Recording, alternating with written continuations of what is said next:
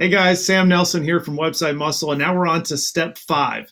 The 5th step in this Clarify Your Marketing Message exercise is to identify the calls to action that you are asking your customers to do. And again, we're thinking about this from a website standpoint, but ultimately it could be from any of your marketing messages. You always want to be asking the customer to take the next step. So we think about it as 2 main calls to actions. The first call to action is what's the main call to action on the website. And again, for a lot of our B2B customers, it is schedule a consultation, or maybe it's email us, maybe it's call us, maybe it's go through a free exercise. It could be a free demo of if you have a software, but there could be something that you are asking them to do. And we want to make sure we understand exactly what that main call to action is.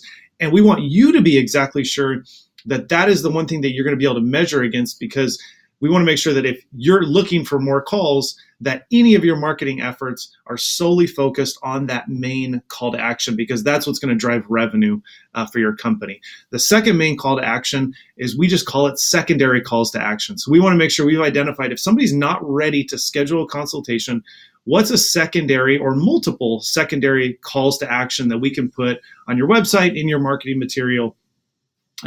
And so for this is where I see huge opportunity for the majority of B2B companies and our customers, because a lot of times the majority of the traffic to your website is not ready to buy immediately. They're not ready to schedule a consultation immediately. And you can just look at any website's analytics and see that the vast majority of people are not contacting you. So what value and information can we give them just to start a relationship with them?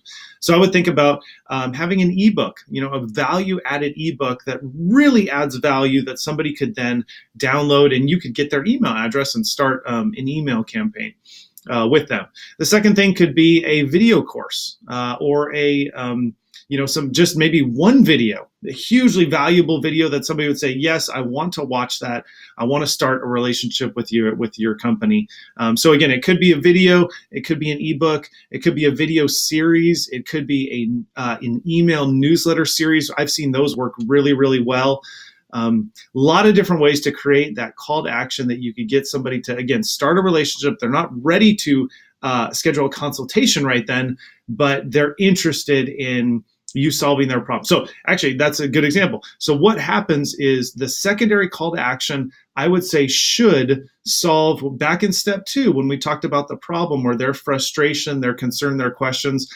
If there's a question that they're having as they're having that problem, or looking for a solution to that problem, if a secondary call to action can solve that, that's a win, right? They're having all of these questions about solving their problem, and then your transitional call to action, your secondary call to action can solve that. That's where you can find a ton of value. You're going to get people wanting that information. So again, that's step 5. You want to make sure that you have both the main call to action on the website and secondary calls to action, so that anybody who's looking at your website, if they're interested in your product or service, will have something for them. And either they're ready to take the next step and really contact you, or they're just ready to watch a couple videos, download some things, but have that level of interactivity on your website.